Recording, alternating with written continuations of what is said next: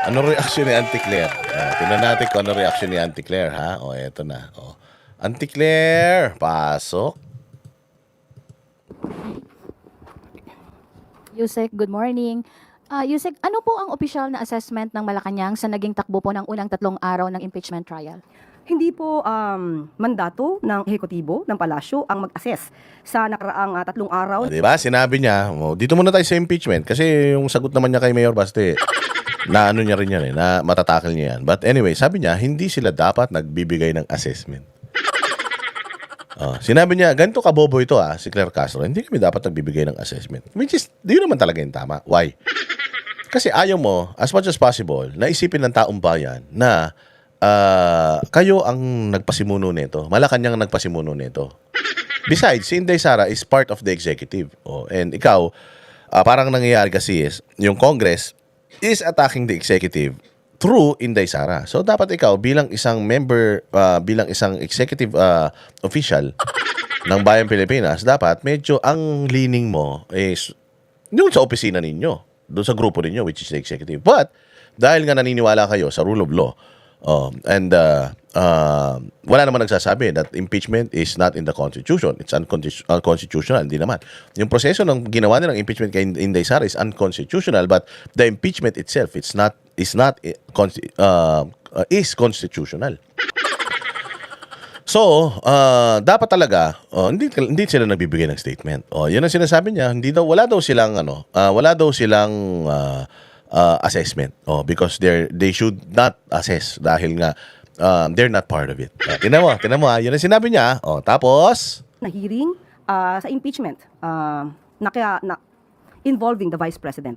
Ito po ay trabaho po ng mga sa Senado at definitely ang mga taong bayan din po ay dapat din po siguro mag-monitor para ma-assess din po nila sa sarili nila kung ano ang nagaganap sa ating bayan. Ma'am, follow-up. Nakikita po ba ng palasyo na naging patas po at maayos ang proseso ng Senado bilang impeachment court at may komento po ba ang Pangulo? di ba? Sabi niya, di ba maganda sabi niya, hindi kami dapat nag-assess. Ang dapat na nag-assess ay yung taong bayan because ang involved talaga dito is yung taong bayan. Sila ang magde-decide. Aside from itong impeachment court, kailangan mapanood nila ito para makita talaga nila kung ano yung mga nangyari, di ba? But as to Malacanang, ano kami dyan? Hands off kami dyan. Nandito lang kami para tanggapin kung ano yung magiging decision dyan kasi trabaho nila yan Wala kaming we don't have any hand on that. Diba? Maganda na sana nag-follow up. Mga ebidensyang naipresenta ng prosecution sa unang 3 araw. Thank you. Ang hiling naman po ng Pangulo sa lahat ng pagkakataon ay sundin ang batas at ang proseso. Sa nakikita po at nababasa rin po natin na ipapakita naman na nagiging maayos po ang daloy. Tangin niya. Ayun na. Yun ang masama nun. Tek yan. Okay na yung sagot ng una Biglang nagbigay ng opinion. Sa nakikita po natin, naging maayos ang daloy. Ganyang kapuro lang utak ni Claire Castro. Ganyang kabobo yan. May instruction sa kanya. Huwag kayong magko-comment. Sabihin nyo, no comment tayo, hands off tayo dyan sa impeachment na yan. Kasi pinagbibintangan tayo na tayo daw ang ang may gusto niyan. So, iwasan natin na magbigay tayo ng mga komento na lalo tayong pagdududahan. Yun naman yung sinabi niya ng mga unang salita. Pero putang ina, biglang nabasa natin, napakita naman, naging maayos ang daloy. Putang ina. Di ba, sinabi mo nga na hindi kayo dapat nag-a-assess. Tapos nagbigay ka ng assessment mo. Kinang ina, boba ka talaga. Inutil ka talagang tao ka. Ang ganda na nung simula hindi kami dapat nag-a-assess. Taong bayan nag-a-assess. Biglang nabasa natin, napakita naman, naging maayos ang daloy. Di assessment yan, putang ina ka. Pantakin mo, galit na galit ka kay Inday Sara for using an intellectual quote coming from a poet. Tapos ikaw, kinokontradict mo yung mga sinasabi mo. Ganyan, para kang isda. Para kang goldfish. Inang kakasabi mo lang, nakalimutan mo na kagad. Alam nyo ba ang isda? Ano yan? Dahil sa lit ng utak niyan, madali niya nakakalimutan yung mga bagay. Minsan nakakalimutan niya isda siya Si Claire Castro ganun. Nakalimutan niya kagad, split second, na dapat hindi siya magbigay ng update, opinion, assessment patungkol sa impeachment kasi hindi talaga ethical yun para sa isang opisina na hindi naman involved, nagbibigay ng kanyang opinion. Ang inabobo talaga ng hearing sa Senado. Sunod na tanong mula kay Maris Onalili, TV5. Good morning, Yusek. Yusek, yesterday, during the impeachment trial, Attorney Narvasa mentioned that NBI is under DOJ and DOJ is under the Office of the President. So there were insinuations that, in a way, the President has influence over this case. Ang ganda ng tanong.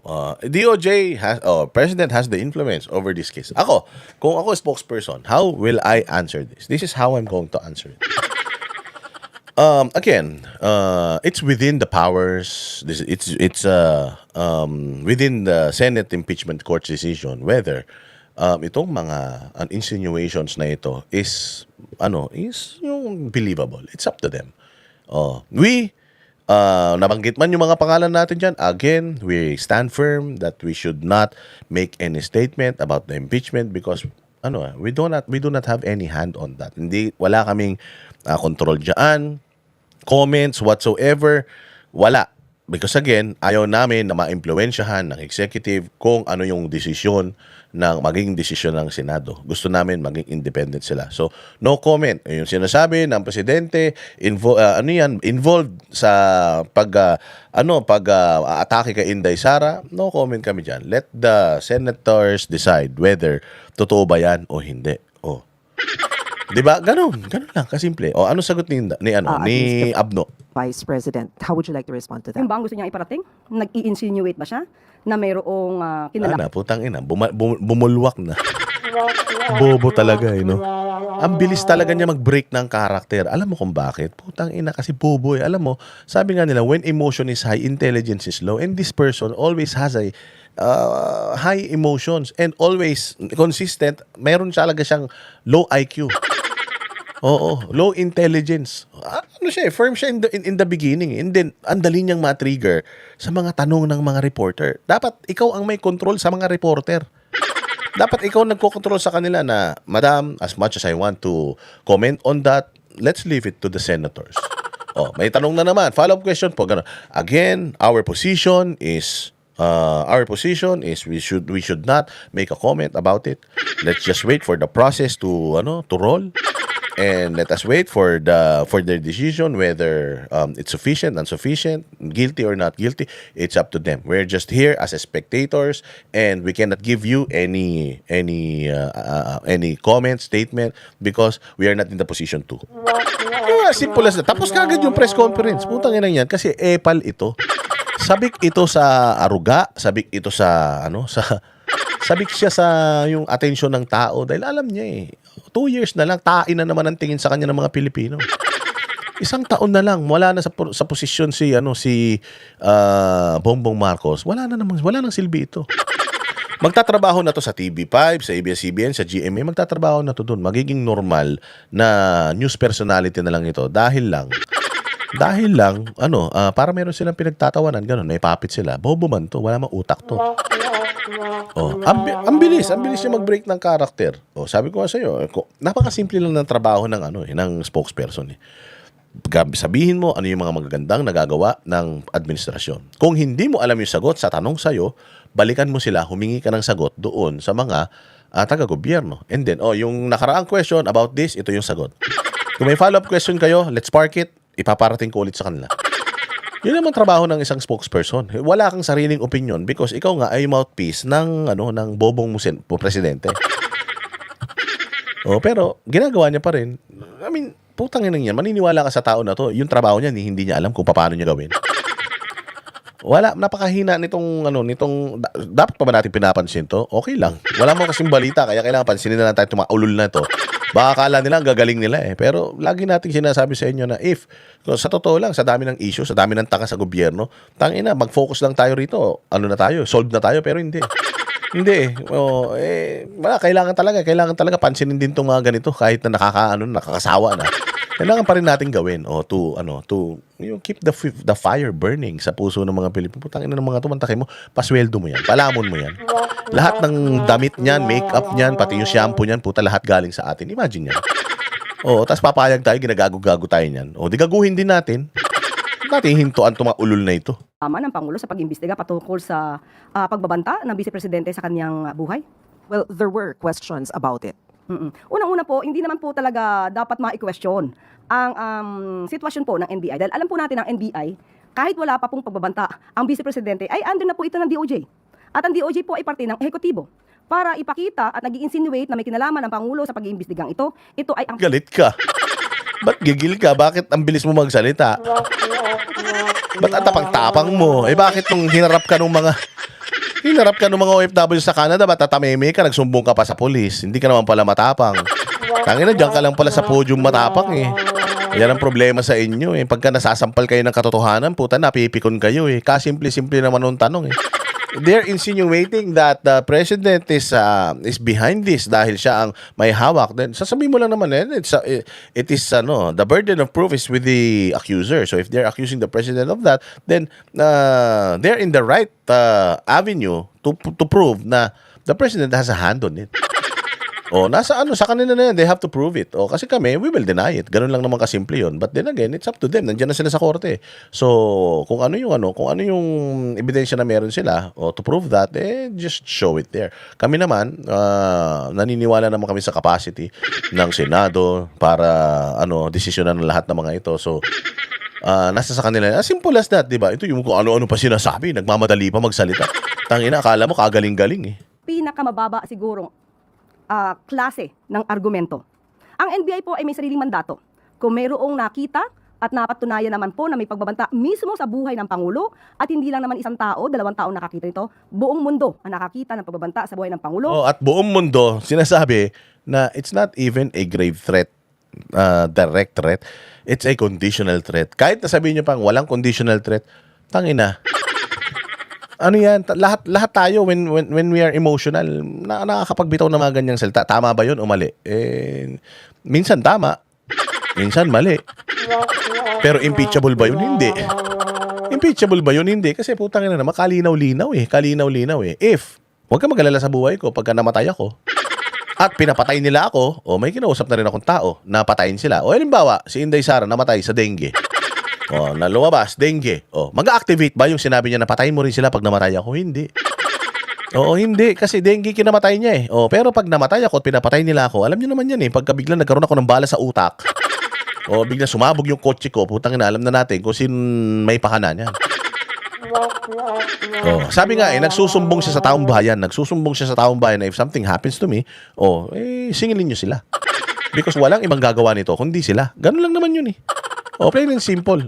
Kung gagawin nating literal, okay man lang din. Pag ginawa niyong literal, makikita mo dun. Sa literal na meaning nung sinabi niya, na hindi mag-activate yung threat niya kung walang mangyayari sa kanyang masama. Matatakot ka lang sa threat niya kung may plano kang gawan siya ng masama. Sabi niya mamamatay sila pagka namatay ako at pinatay nila ako. So, ibig sabihin, papatayin niyo talaga siya. Bakit? Kasi, ganun ba? Kung mamamatay siya, pag pinatay namin siya, wala naman kami interest, papatay siya hindi niya kami ipapapatay, quits lang. Diba? Ganun lang naman kasimple yun eh. But the fact na threatened kayo sa sinabi ni Inday, ibig sabihin, may plano talaga kayo. Papatayin si Inday because you were threatened na pag na may nangyari sa kanyang masama sa pamamagitan ng katarantaduhan nyo o dahil sa inyong mga gawain, may mangyayari rin sa inyong masama. Pag na-threaten ka doon, ibig sabihin, may plano ka talaga kay Inday. Paulit-ulit na yung usapin na yan. Pero paulit-ulit din nilang sinasabi. Kaya paulit-ulit din nating ika-counter na yes, alam yan ng buong mundo and the whole world knows and the whole world thinks, mga bossing, na walang kwenta ito. Putsang ina, ginalit nyo eh. Ginalit nila kaya nga ang pinapakita nila yung mismong video lang na si Inday Sara yung nagsasalita. Hindi nila pinapakita ano yung reason. Kaya nga tinanong nung defense what's the reason why this Zoom meeting happened? Hindi nga masabi nung testigo nila na nangyari yun dahil sa Quadcom hearing na ipinakulong itong si Zulica Lopez. At itong Zulica Lopez na ito ay planong dukutin sa madaling araw, dalhin sa kung saan, at feeling nila threat yon sa buhay ni Zulica Lopez dahil hindi naman siya kriminal, pero bakit ginaganon siya? Yun na yun. Yung mga circumstances na yun magtutulak sa isang tao to say things na baka ayaw naman talaga niyang sabihin. Diba? But then again, nasabi niya yun and hindi naman niya dinideny at malinaw sa ating lahat that it was conditional. It was conditional. Sinabi niya na kung wag kayong mag-alala if something happens to me at sila yung may kagagawan, I asked someone to do the same to them. Tangina, nagtatanga-tangahan na naman kayo eh. Ni First Lady at ni dating House Speaker. So, mandato po ng NBI na imbestigahan po ito. Imbestigahan. Imbestigahan and then klaruhin dun sa part. Alam mo, kay Inday Sara, klaruhin kung seryoso ba siya dito. O kung hindi naman pala, joke lang naman pala yun. O hindi dapat wala na yan. Ganito lang kasi yan eh. If you really think, itong si Marcos, Lisa Marcos, Bongbong, and itong si Romualdez, if they are really matreten sila doon sa sinabi ni Inday, they should have filed cases against Inday Sara for uttering those words, for grave threats. They should have, but did they? Hindi. Hindi sila nagsampa ng kaso. Ibig sabihin, walang kwenta yun sa kanila. Kung doon mismo sa mga kay Presidente, sa kanyang asawa at kay Martin Romualdez, kung sila mismo wala silang interest, ba't nagkaroon ng interest yung mga congressman? Kasi nga, wala sila makita na pwedeng ikaso kay Inday. Grave threat, tapos impeachable offense yun. Tangina niyan. Ang tagal-tagal si Pangulong Duterte tinatakot lahat ng mga kriminal sa Pilipinas. Putangina nyo, pagpapatayin ko kayong lahat. O, pag hindi kayo nagsitino. O, na-impeach ba si Pangulong Duterte? Hindi naman. O, ano ba sila? Nagsampa ba sila ng impeachment for threatening etong mga kriminal? Hindi naman. O, sino ba yung tinitreaten ni Inday Sara? Kriminal naman yung tinitreaten ni Inday Sara. So, masama ba mag-threaten ng kriminal? Hindi. Oo, ba't mo naman masasabi na kriminal? Boss Dada, yung tinitreaten ni Inday Sara. Kalinaw-linaw nung sinabi niya eh. If something happens to me, pinapatay nila ako. O kung pinapatay nila ako, ano tawag sa kanila? Di kriminal sila. So kung kriminal sila, dapat ba natakutin ko sila? Naman. Kriminal nga eh. Oh, kalinaw-linaw eh. Oh, di ba? Oh, yan lang naman. Ganyan lang naman ipaliwanag yan eh. Diyos mio. Ipapapatay ka, di kriminal yan. Oh, si Pangulong Duterte, tinakot yung mga kriminal na impeach, nakulong si Pangulong Duterte for threatening. Ito bang ICC issue niya? Eh dahil tinreten niya etong mga kriminal, no. Kaya siya may ICC dahil ginawan siya ng istorya tungkol sa extrajudicial killing na alam naman ng buong mundo na hindi totoo, pero dahil tarantado presidente natin, nakipagkasundo sa mga komunista, o kaya yan, nandiyan si Pangulong Duterte. Kinakahiya ba natin si Pangulong Duterte for being in the ICC? No. Actually, mas lalo pa nga natin siyang in-honor and winnership eh. Tama? O ito si Bongbong. O, sa tingin ba ninyo, if something happens to Bongbong today, wag naman sana. Wag naman sana may mangyari sa kanyang masama. O, do you think i-honor i-celebrate siya ng mga Pilipino? Punta magsi-celebrate talaga mga Pilipino, palagay ko. Oh, but hindi magsi-celebrate dahil sa isang magaling na pinuno ang nawala. Magsi-celebrate dahil, hay, salamat, tapos na paghihirap ng Pilipinas. Kaya na, yan lang naman nagpapahirap sa atin. Dahil po ito ay para sa proteksyon ng ating Pangulo. When the President learned the statement of the Vice President back then, what was his instructions to NBI, if there was any? At the time, ay pagpaumanhin, wala pa po ako dito sa posisyon. But alam po natin na ito po ay hindi po ipinagsabalingwala, hindi binaliwala ng Pangulo at talaga pong ito ay sinabi niya sa kanyang statement na ito po ay hindi dapat na tinutulugan, hindi po ito dapat na dapat itong seryosohin. Itong ginawa ng Vice Presidente ay dapat na siniseryoso. Bilang Pangulo, kailangan po lang din siyang maprotektahan, hindi lang para sa sarili niya, kundi para sa bansa natin. Sunod na tanong mula kay Rafi Ayeng, Daily Tribune. Good morning, Yusek. Ma'am, in relation to that po, the defense panel and former presidential legal counsel Sal Panelo said no evidence daw po of grave threat kay President Marcos, FL, and ex-House Speaker Romualdez because the utterances made by VP Sara is hypothetical and conditional. So how does the palace react to this? Even the President himself last year considered it before as a mere threat. Ang pagbibigay po ng salita na kumausap na siya ng tao para patayin ang Pangulo, ang unang ginang at ang dating House Speaker, hindi po ito hypothetical. Nakita po ito. Hindi po ito gawa-gawang isip. Hindi nga gawa ang isip. Pero ang konteksto, hindi naman niya sinabi right there and then na kumontak ako ng papatay sa kanila.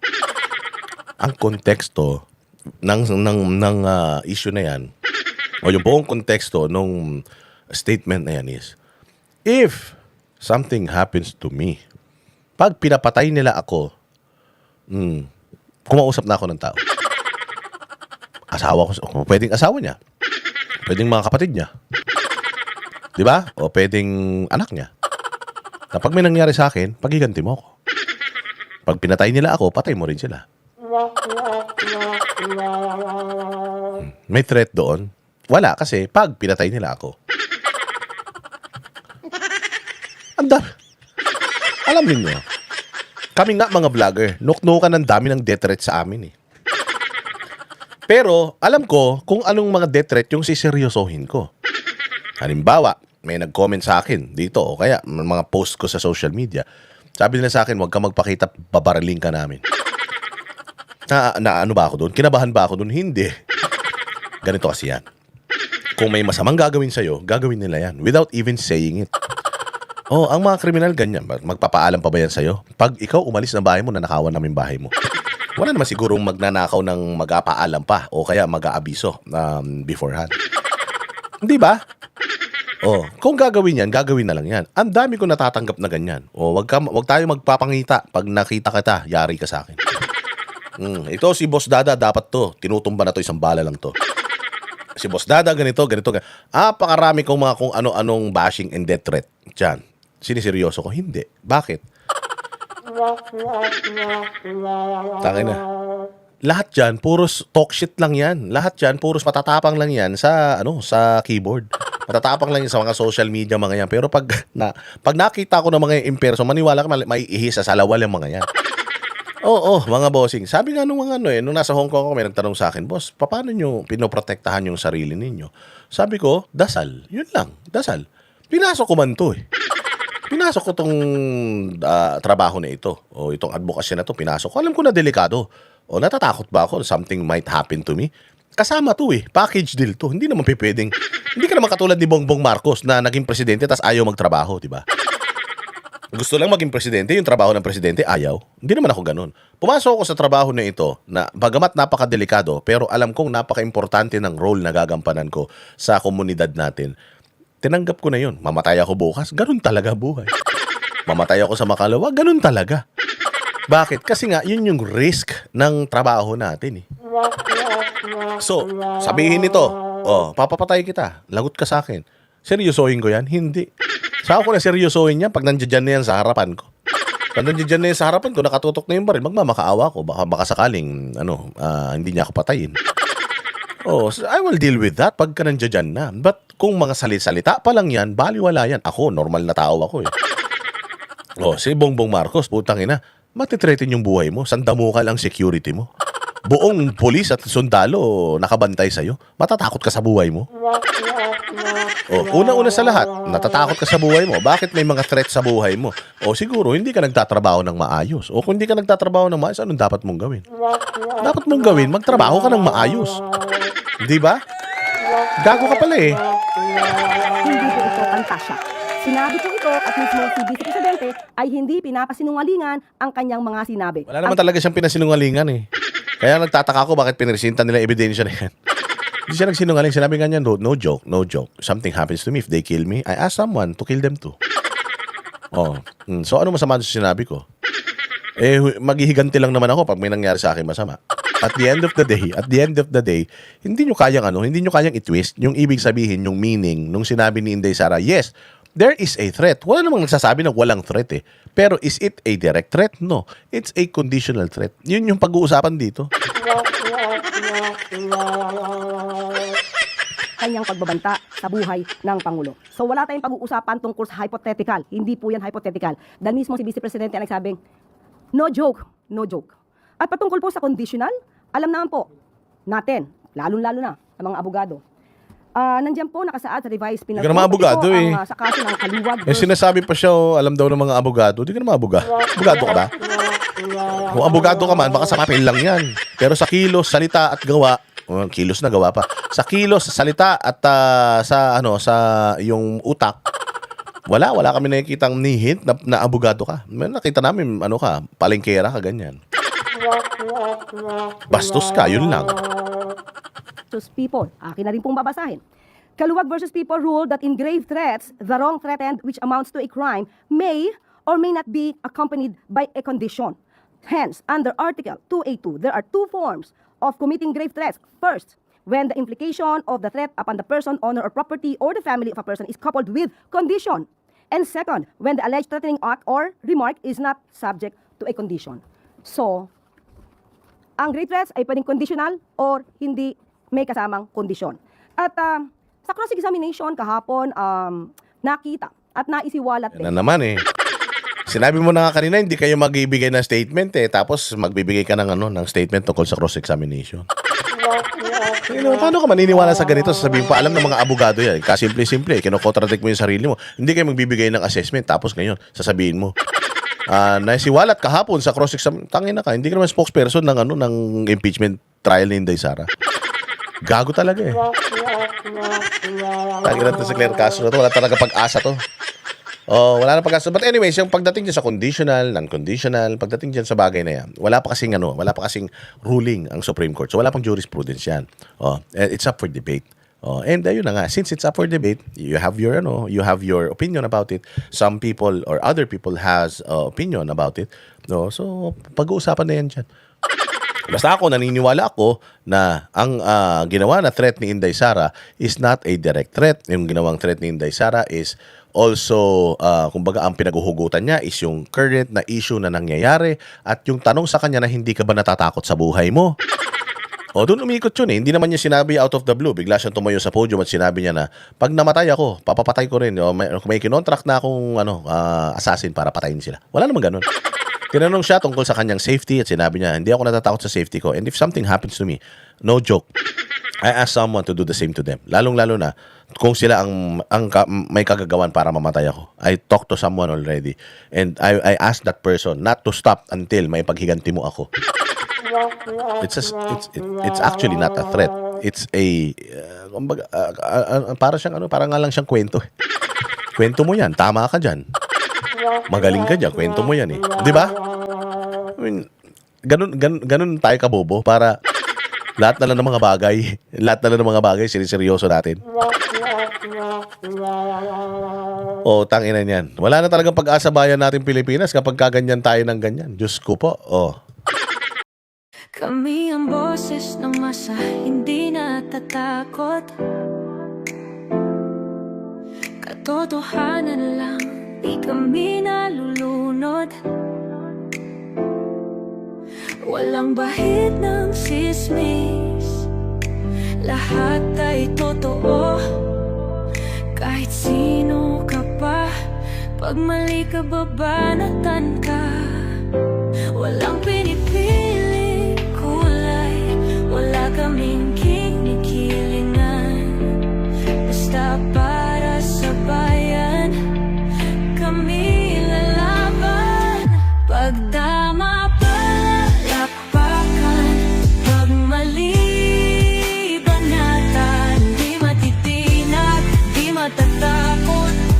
sa bayan, tuloy ang sigaw. Sa harap ng kamera, walang halong takot. Mga baluktot, lahat kayo'y tutumba. Ang hustisya at totoo, yun lang ang mahalaga. Kahit sinong harang, di kami matitinag. Walang pinipili